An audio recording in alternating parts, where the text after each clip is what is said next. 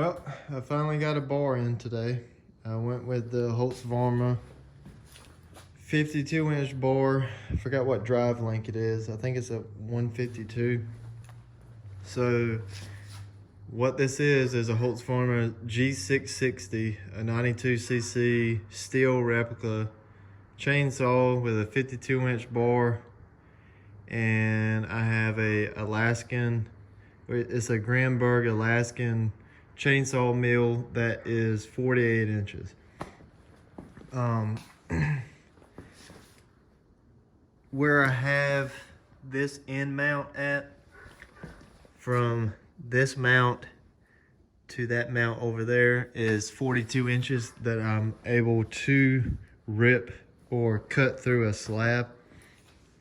Don't have any trees that big right now, but I wanted to go ahead and get a pretty good size one because I know I'm gonna get a big tree that this size is gonna come in handy when I get it.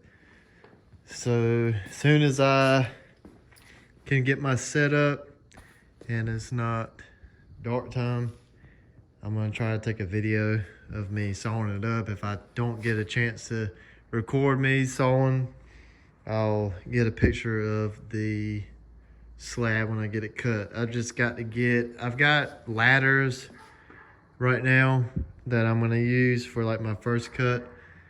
But there's different like variations of how to get your first level cut, and I haven't decided which one I want to do. I do have these 9-foot 2x2s of steel bar here, or is square tubing, that I can put a plate on the tree and then have the steel box bar tubes running down, and then I can put a level on it, and then I can run that chainsaw mill through. And I apologize, I've been pulling vines in the woods, and my allergy pill isn't working that good, so my nose is stuffy. Got to go ahead and blow it. I just got to find some tissue. But yeah, this is gonna be first thing on the agenda to do is I'm ready to use this. I've already got it all hooked up. Ran the chainsaw to see if it had any binding or anything like that. Chain runs good to it. The chainsaw has no problem spinning it, so I think she's ready to go. I just got to get my fowls out and my wedges and different stuff like that, and the fowl to sharpen. And I've got enough fuel, I've got enough bar oil. So yeah, I basically just need to get my level top section set up, and then she'll be ready to saw. Well, Prius had a flat. 4Runner came through the rescue. Already got the spare on it. It had a sidewall blow right here. And, you know, we're just chilling by this Magnum right here. Where's it at? Yeah, there it is. All right, just got 4 new tires. Went with Goodyears this time. Last set was BFGs. They lasted 50,000 miles.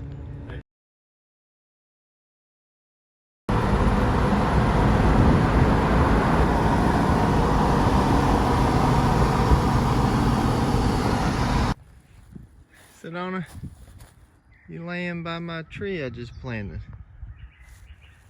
I think this seedling that I planted was a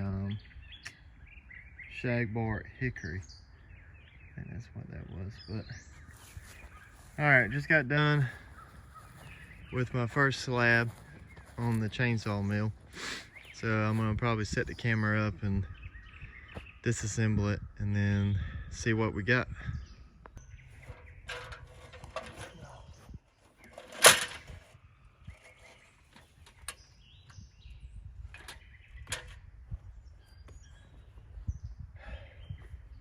lesson learned. I need to take the screws off before I take the top piece. Learned that one.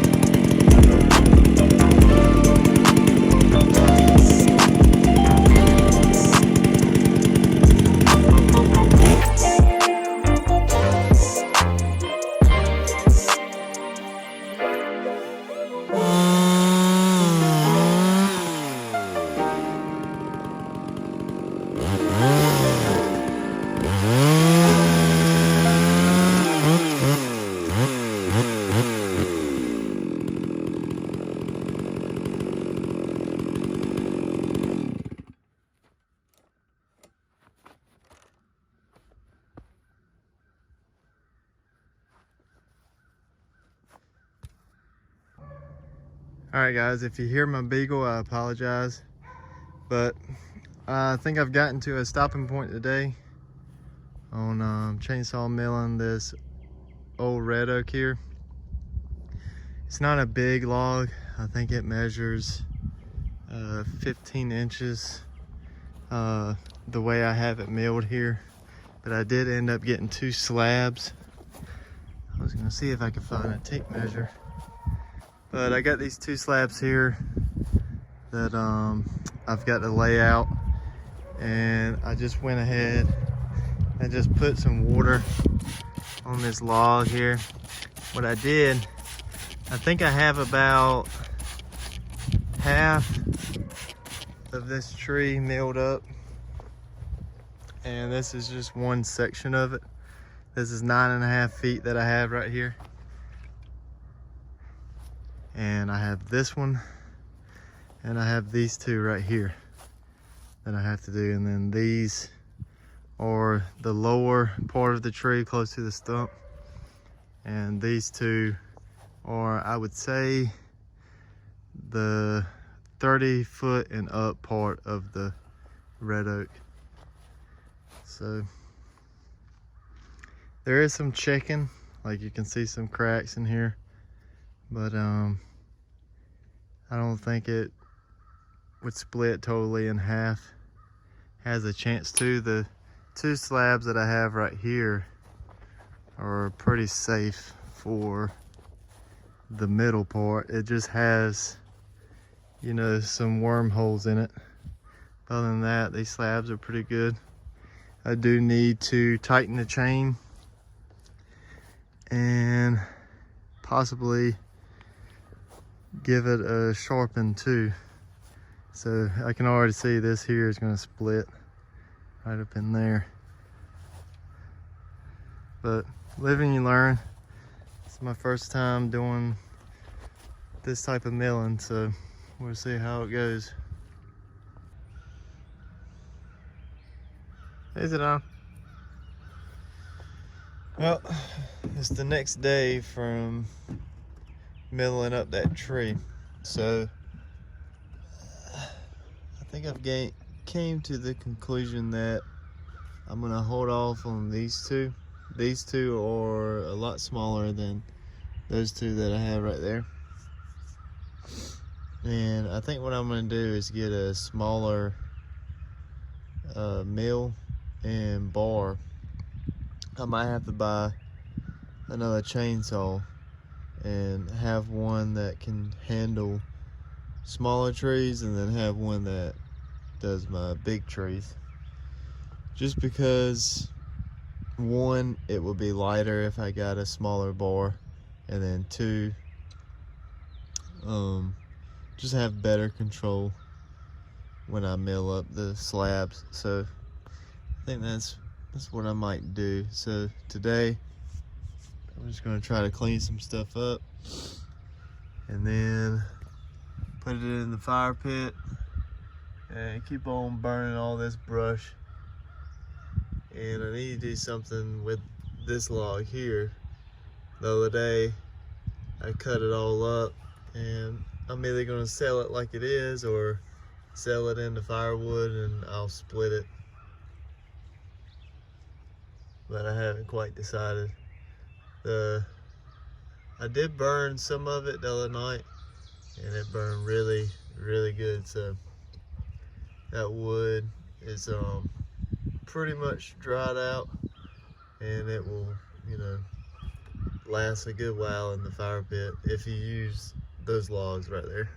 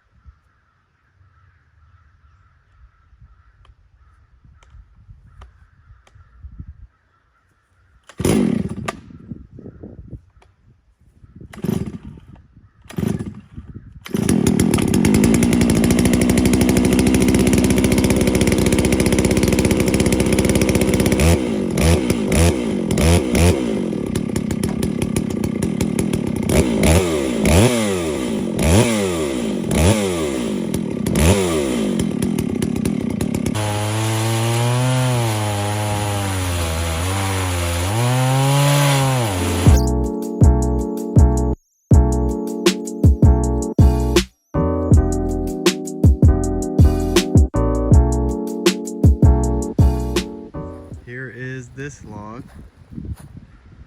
First cut into the slab. As you can see, this one starts off here and curves slightly to the right. It will straighten up just a little bit as I get deeper into the log. As you can see, you've got your heartwood and your sapwood here.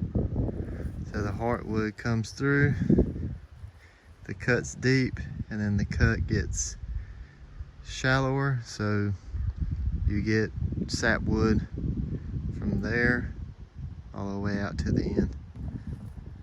And as you can see here, you still got a little bit of the bark right there. So this is a pretty good size log. It's a little bit bigger than the one I cut yesterday. I wouldn't say, you know, a lot bigger. I would just say anywhere from 1/2 inch to 2.5 inches wider than the log that we cut yesterday. Yesterday was kind of like this size of a log. This one is maybe 1/2 inch to 2.5 inches wider. And I made sure to cut the widest part. So I'll be able to get maybe 2 slabs of really wide, and then it will go back down. Because like I said, this log kind of curves ever so slightly. So I'll go ahead and get the top cut off, and then I started yesterday just not using the ladder for any of my other cuts. I just started to go through. But for this waviness in here, I think it's either play in my ladder setup, or either it's the chain of the saw being too loose and then it giving it more cut to it.